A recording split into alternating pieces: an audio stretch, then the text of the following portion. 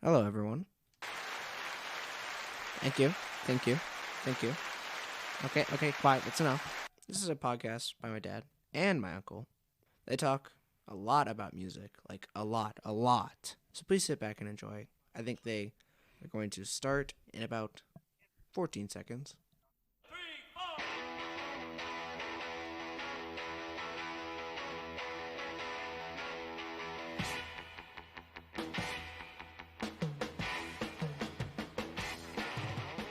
Hi there, welcome to another episode of BG's Broken Records. My name is Bob, and my buddy is I'm Gare. Gare. How are you? I'm good. How are you, partner? Yeah, I'm okay. Let's see, it's almost June. The sun's finally out. The snow's melted. And it was 43 degrees this morning. Okay, so let's touch on a couple things now that you mentioned that, right? The cold plunge. The 150-gallon troughs. Had to empty them because we had science projects going out there because it was too warm. Oh, mine was flipping green. Right. I had to empty it out. So what are we going to do? Well, not to get too personal with our listeners, but I am back to the bathtub and 2 bags of ice. It's not the same. My knees are sticking out. My shoulders are sticking out. Yeah. And You know you what I got to mean? keep. And you got to keep those knees in good shape, man. Okay. No, you do. Seriously. It's just not the same, and I don't want to spend $5,000 on the patented plunge name. Bullshit. You can go on YouTube, though. We could take our troughs. There's a whole thing you can do probably for under $1,000 to make it. Okay. I'll tell you how to do it, dude. Fill your 150-liter thing back up. Okay. Buy a $700 or a $200 ice machine. Plug it in outside, and every morning just dump that MFer in there, and you're done. Who needs a $2,000 plunge pool? Well, I saw a whole thing on YouTube where you get a cooler for like fish tanks. Then you get like a pond pump and you put it in there and you drill the holes and put the lines, and it's like 700 and something bucks. And I'm like, Nope. I'm seriously considering it. No. Just because, and I could put it in the garage, put a cover on it, boom. Right. No. Okay, so I sent Whoa. So I sent you something the other day, and I'm trying to pull it up real quick. Delete draft. I'm on I'm on Twitter right now. You're not talking a picture of the Bay City Rollers, that one? No. BG's Broken Records is on Twitter at BGSBROK. All right? Roger.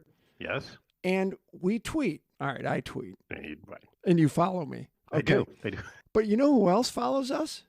All right. Camilla, Erica, Stacy, Vicky, Michelle, Brooke, Wendy, Ruth, Tiffany, Joyce, you, Ted over in London, and Sherry. Oh, and Cheryl and Deanna. All making me scared and nervous.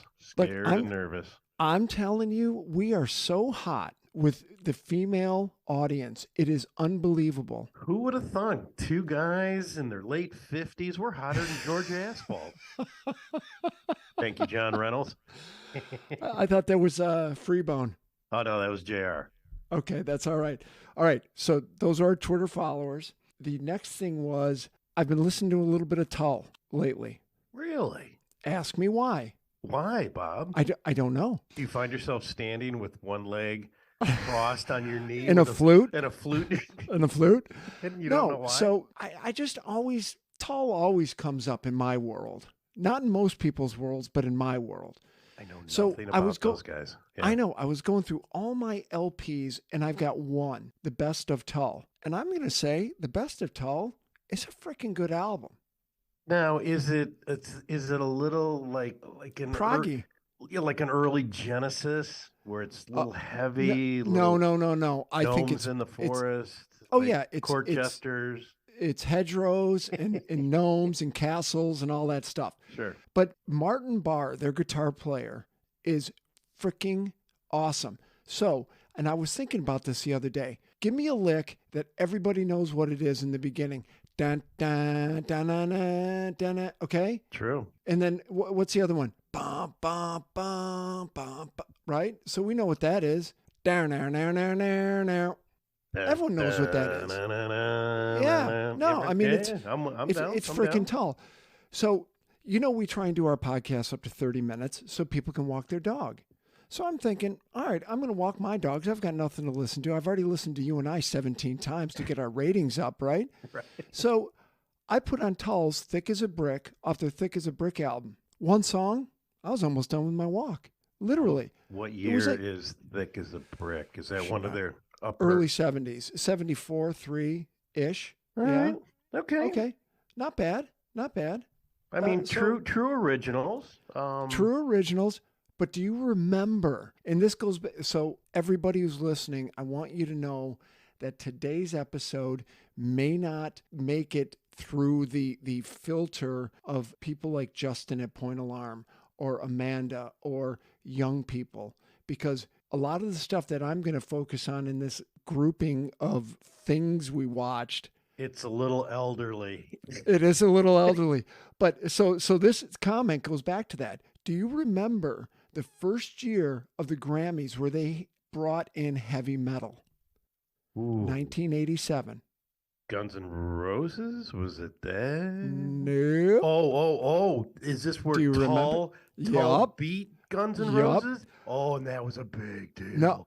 No, I think they beat Metallica. Oh, you're right. Yeah, for the heavy metal album. Right. Oh, it was a huge deal. Deal. The metal world was they were losing their wigs. I don't know. Dude, Eddie Trunk probably flipped a lid. Mm-hmm. I mean, come on now.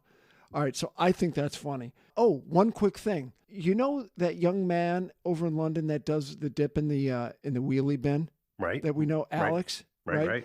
So they just moved. So they moved from a house to an apartment. Okay. He still plans on doing it, but I think they're on the 6th floor. Okay. So they've got the huge balcony.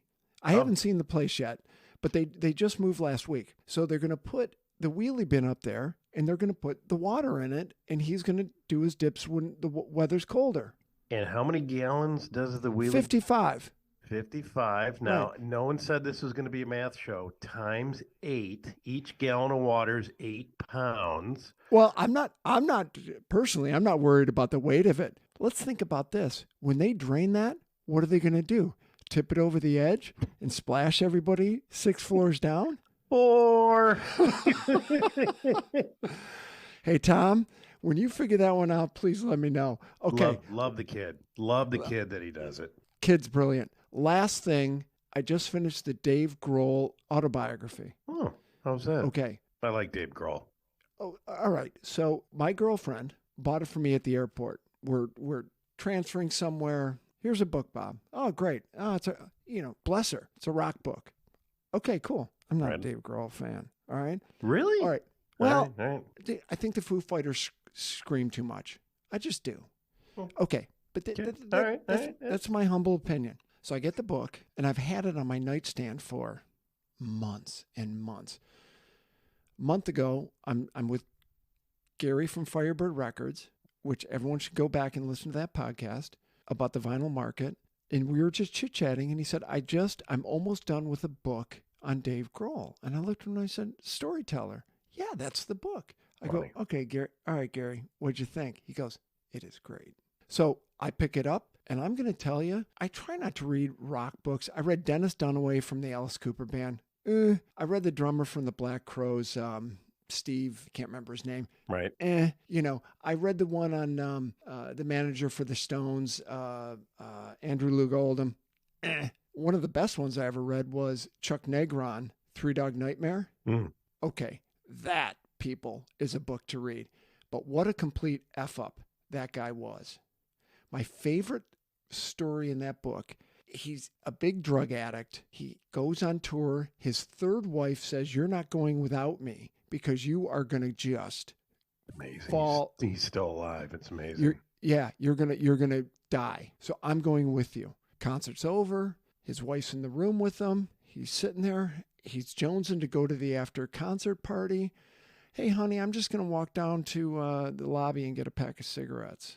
Right? He takes off, goes downstairs, right? Finds out where the party is, goes up to it, goes into the party, starts doing it up like nobody's business. Sure. He's laying on his back on the couch, naked, no clothes on, right? There's a woman in the same state of dress on top of him.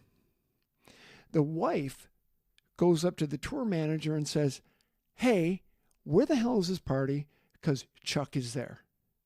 I can't tell you. You better tell me or I'm going to rip one of your plums off," right? So he tells her. She bangs on the door, gets in there, sees her husband on the couch, walks over, looks down at him. He opens his eyes, looks up, and he said, and I quote from the book, "It's not what it looks like." Whoops. How can it not be what it looks like? You're both naked. Passed out. I woke up. There was this is where I was. This is what it was. Right. All I'm saying is that is one version of it where he's out dealing or scoring crack by LA Stadium. And then the Dave Grohl book. He seems like the nicest guy. Have you seen the interviews with him and his mom? He dropped out of high school and he looked at his mom, who was a school teacher, and just said, "Oh yeah, I'm going to be a rock star." Yeah, and she was like, okay. She said, "Make it work." Right. And Dad said, "This will never last." Yep. Right. He's the odds are against you, man. The odds are against you, big time. But I'm telling you right now, he starts the book with his mother. He ends the book with his mother. Oh really? Oh nice. Yeah, it is. Then he's just doing a little thing. Oh, I was having lunch and I explained that I was going to play the Beatles' Blackbird at my daughter's talent show, which is called a student entertainment festival now, not a talent show. So he's going to play it on stage. She's going to sing it. And who's he telling it to at lunch? Rick and Paul McCartney. It's so funny you say this. So just this morning I pulled up, there was a clip with Howard Stern interviewing Dave. You know, he used to be on Howard all the time with with the drummer.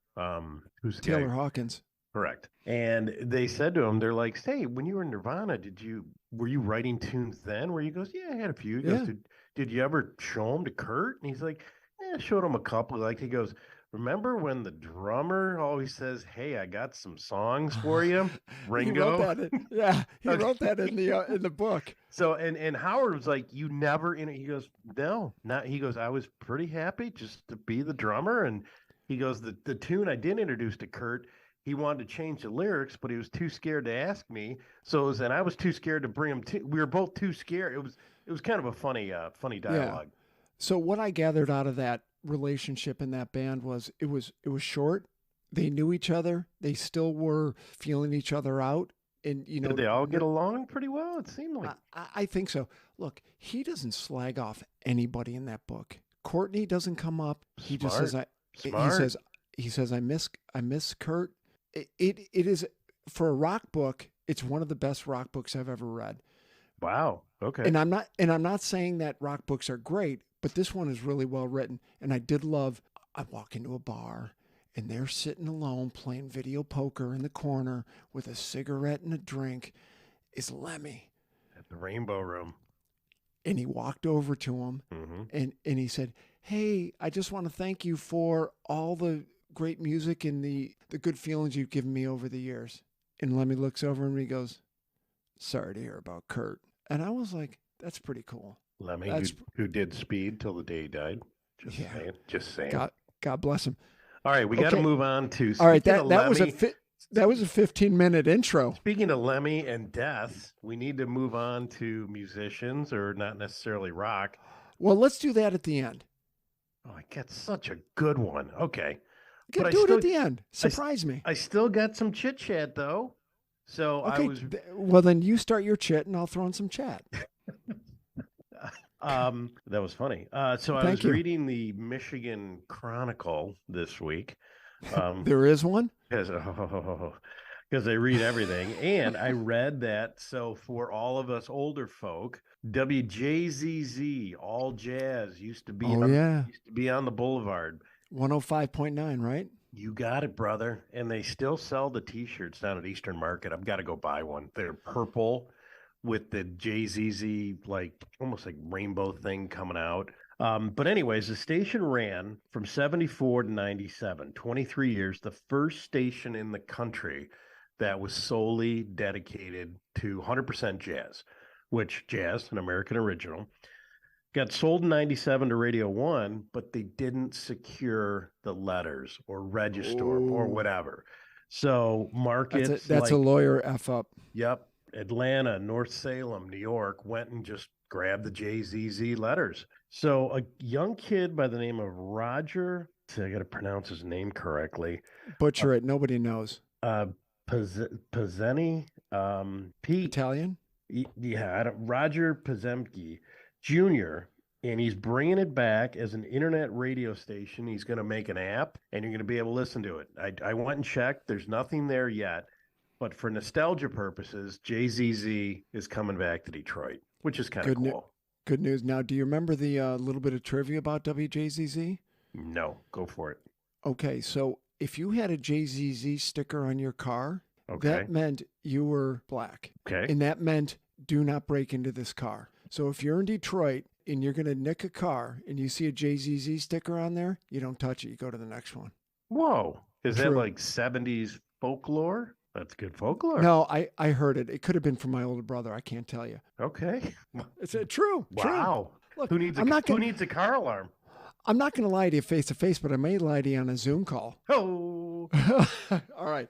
And So hey, what I else want, you- and I want to give one shout out to Chris and Katie because I Oh, bumped yeah. into Chris and he said that Katie made him listen to 3 of our episodes in a row. In a row. They were in the kitchen one night, I assume probably having a couple drinks.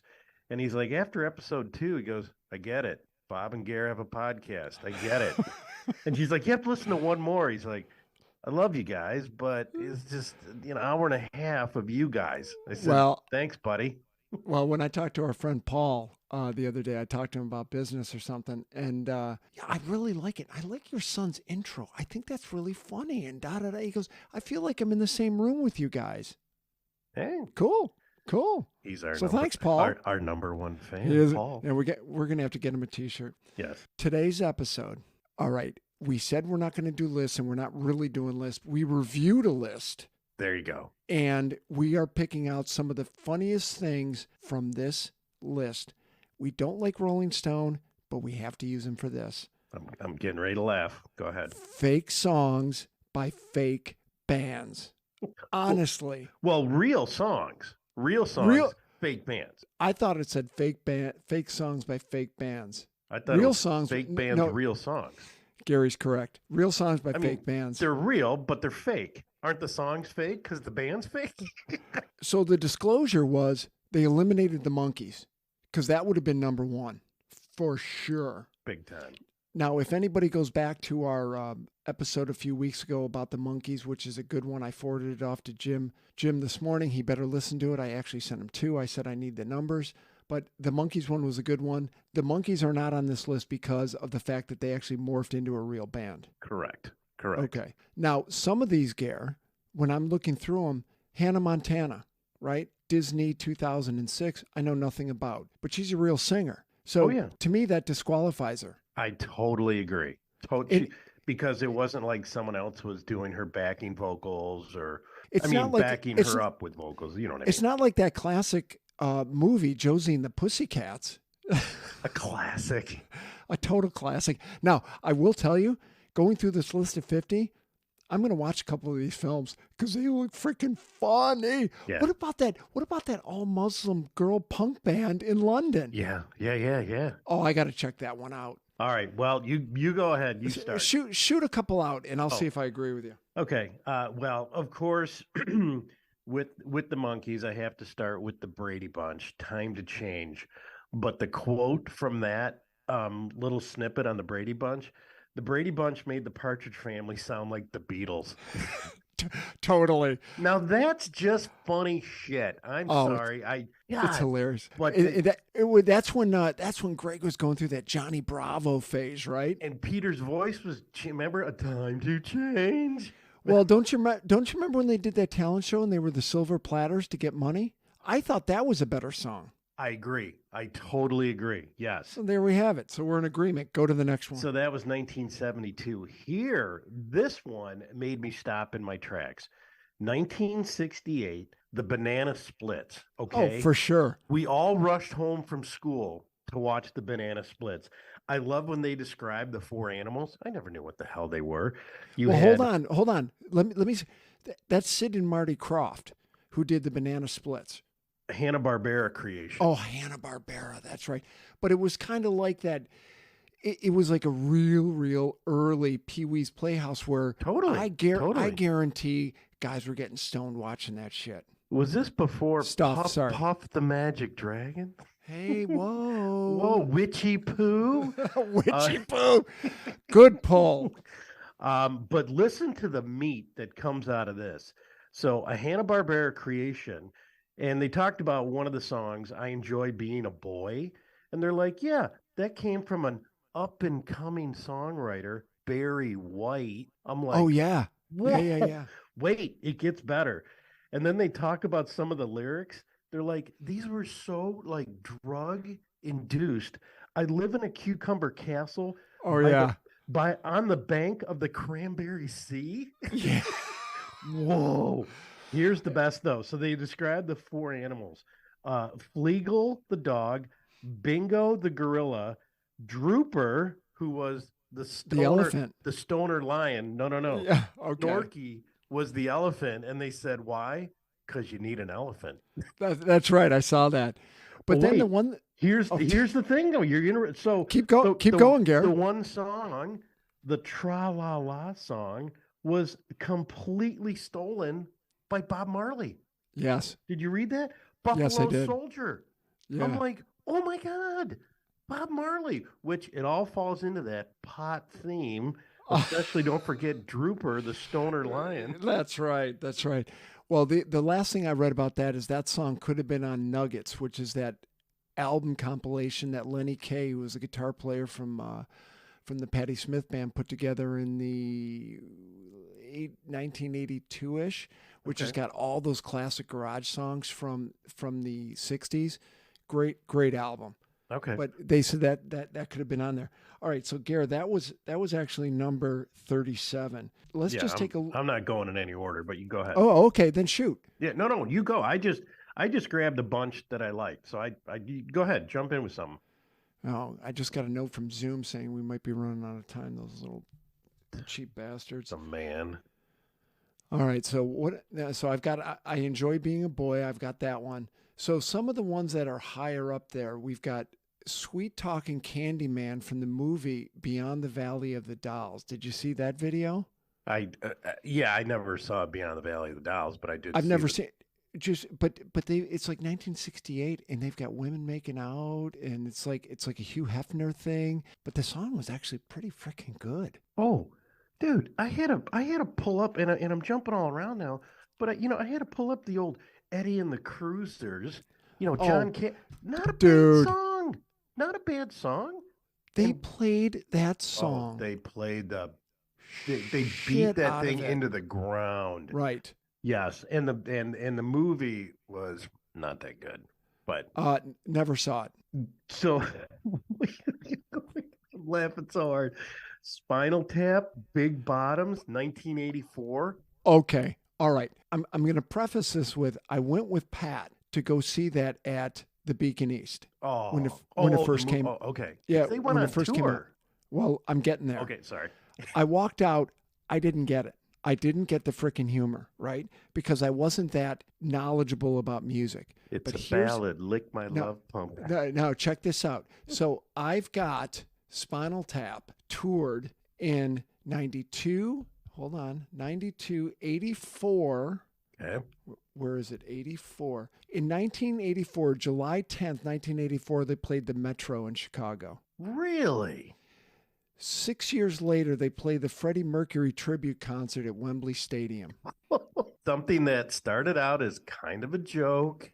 Here's the set list. Tonight I'm Gonna Rock You, Bitch School, Back from the Dead, Listen to the Flower People, Cash on Delivery, Hellhole, Majesty of Rock, Give Me Some Money, Saucy Jack, Rock and Roll Nightmare, Cups and Cakes, Sex Farm, Clam Caravan, all the way home, Warmer Than Hell, Diva Fever, Stonehenge, Stinking Up the Great Outdoors, and then they finish with Big Bottoms, then Heavy Duty, and then they finished with Break Like the Wind. I mean, these guys made a shed load of money. But did you read about Soundgarden? Used to play. Oh yeah, they cover it. And Oh yeah. Metallica and the Beastie Boys all play it in concert. Oh yeah, big bot because it's freaking hilarious. Everyone playing a bass. Bom, I've got to bom, go bom. look up Metallica's version because that's got to be pretty good. Oh, it's got to be hilarious. I I'm still laughing reading that. I was laughing so hard. Oh, Okay, number 42, Walk Hard, the Dewey Cox story. oh, Okay, that's a spoof on the Johnny Cash film. The movie, I don't care for the song. The movie is freaking hilarious.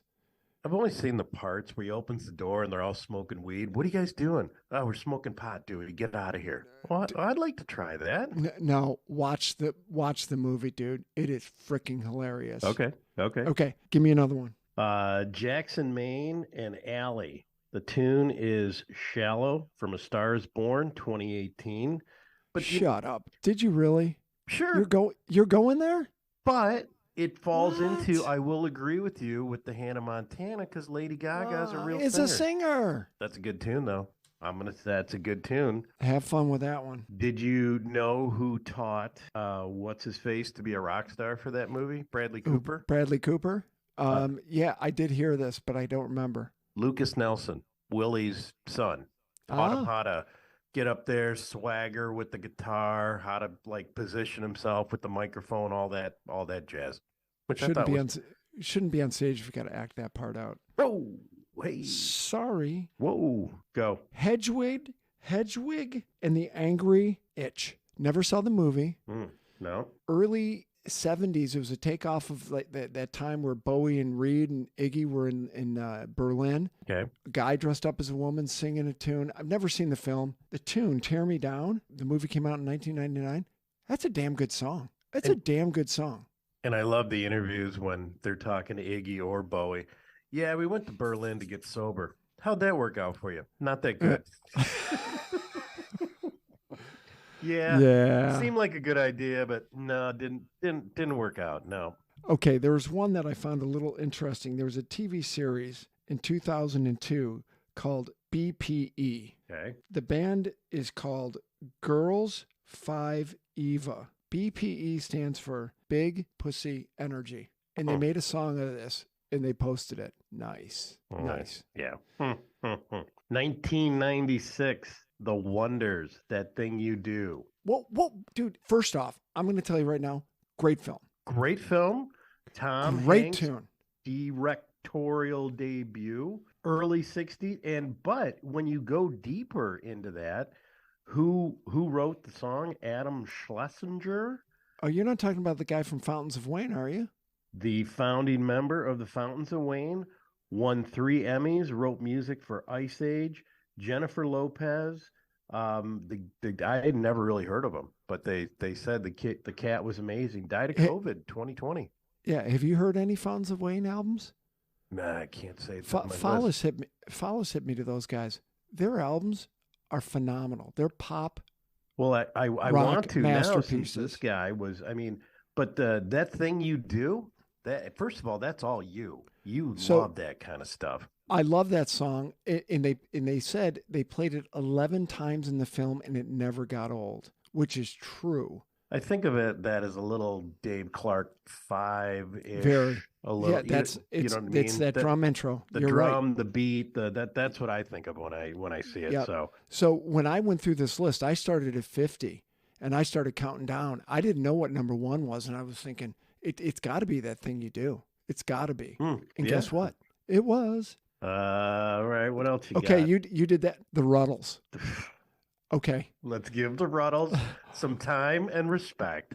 dude, the Ruddles, which was a combination of the Bonzo Dog Doodah Band and Monty Python guys. Right. Neil Innes from the Bonzos was buddies with Eric Idle. They came up with this idea.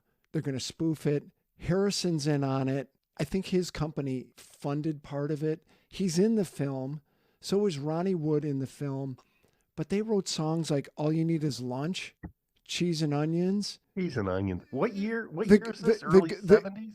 When, Goose Step Mama, but what year was this? Early 70s? 78. Oh, 78. Okay. Dude, All right. they spoof the Beatles perfectly. I watched an interview with Neil Innes, and he said that Harrison was sitting in front of him at the premiere, and he played a song, and one of the songs was on the movie.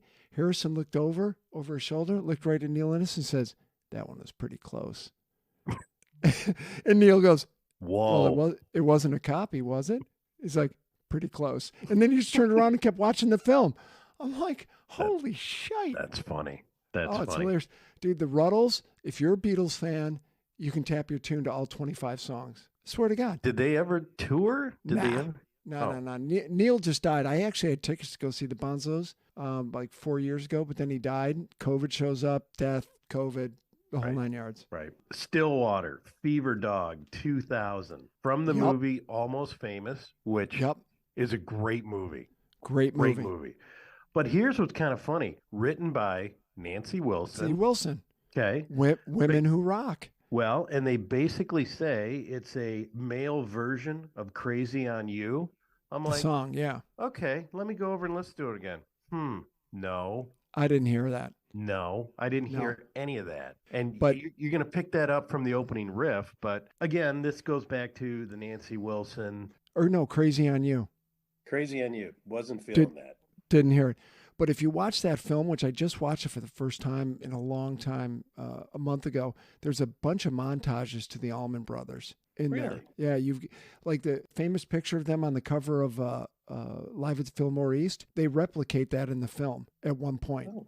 I got to pay a little more. I haven't seen it for a while, but I like that movie a lot. It's a great film. No, I agree with you. I think that song is pretty good. All right, Gare. Number 25. Earache My Eye. Cheech and Chong.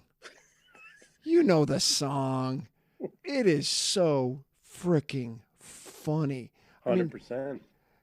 That one was covered by Soundgarden, Korn, the Rollins Band, Two Live Crew, and Eminem sampled it. Where's Two Live Crew these days, you know? Who gives a toss? I think that one was hilarious. Spinal Tap, we've covered it. Oh my God. I cannot believe you have not jumped on the Archies, Sugar Sugar, and Bob, I'm going to let you do it in your voice, created by Don Kirshner, who also created the Monkees. The Monkees. So the brainchild of Don Kirshner after the Monkees dropped him to be a real band. But then the song was sung by Ron Dante and Tony Line. I have no idea who those guys are. Okay, I didn't. Billboard's Hot Singles, 1969, number one. Number one. Dude, number one for... What is Jughead doing today? You know, I mean, is he still alive? Dude, I think Jughead's playing piano somewhere. Archie's a software developer out in California. He's really killed it. What else do I have? Oh, okay. I can end on this one because I actually think this right up there with That Thing You Do is The School of Rock. I think that song is freaking awesome. The movie was awesome. Still is. The movie was very good. I just think because that who was that written by? Well, you may not know the guy from the Mooney Suzuki. Oh yes, and you and I saw the Mooney Suzuki down at St. Andrews one time. Yes, you did. Fu Manchu is who we saw up in Pontiac. Up in Pontiac, Fu Manchu. Jesus, those guys were something else. People, we'll put a link to the list. It is freaking hilarious. It's got videos attached to everything. So go into the header of our podcast, click on like, click on subscribe, send it to somebody, and watch some of these videos. You will laugh your rear off. So funny. So funny. So good. We're going to end with any death scare. Yeah, we got a big one. Oh. Our Canadian friend. Well, that, but also, wait for it, Deo, Deo. You're not talking about from last month, are you? Dun, dun, dun, dun. Harry Belafonte? Yeah, but we didn't talk about him. No, we didn't talk about him. Right. He's a communist. Total agitator. Not that there's anything wrong with agitation. Wrong with activist. That's right. 96. But go talk about our Carefree Highway boy. You know, I knew Gordon Lightfoot. I knew some of his songs. You know, Edmund Fitzgerald, Sundown, all those songs. I don't really know a lot about him, but man, did he have some people pouring out for him. You're not talking about the poet laureate of Canada. I mean, he's He could be number 2 right behind the Tragically Hip. Oh, jeez. The Rolling Stones of Canada? No, somebody asked me that. Do you like him? I'm like, they're like, yeah, I don't either. A mutual friend of ours is really Oh, I into know. him. Hey, have you ever really delved into him? I'm like, yeah, no. I mean, I've Yeah, but listened to him. Gary, do you remember in the 90s when I was really into that band called the Pooh Sticks? So, I mean, you can't sit there and say, hey, it sticks with you forever. Yeah. Tragically Hip. Okay. I mean, that's not like the Midwest Bruce Springsteen, Bob Seger. No. Hey, did you hear on the video for that Stillwater song? They state that Stillwater's from Troy, Michigan in the video. Welcome, Stillwater from Troy, Michigan. Da, da, da. I'm like, Troy? What? Why Troy?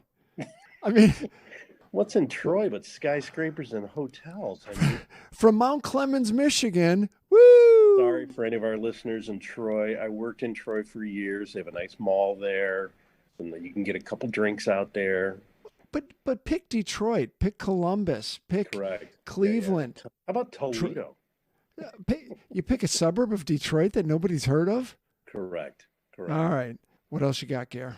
I think that's it. I'm good. We've run over people. I'm sorry. Big time. Yeah. I hope your dog's feeling good and healthy. Hey, I'm going to take off. I think Gary's going to take off. And that means we're going to take off. All right. See ya. All right. All right. See ya. Until next week, as I like to say, au revoir. Come on. 3 years of French, I can say it. Sure. Nice job. Au revoir. Au revoir. All right. See ya.